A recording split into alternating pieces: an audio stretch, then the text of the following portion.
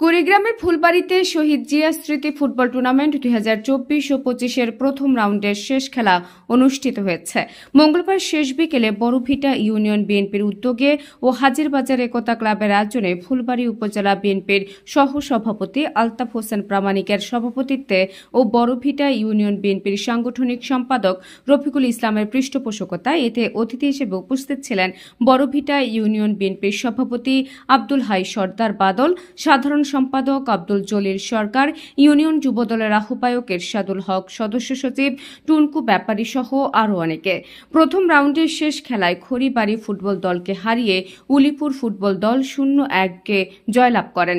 খেলা দেখতে দূর দূরান্ত থেকে হাজারো ফুটবল প্রেমী ঢল নামে। নাহার নিশি, সিএন বাংলা, ডেস্ক রিপোর্ট।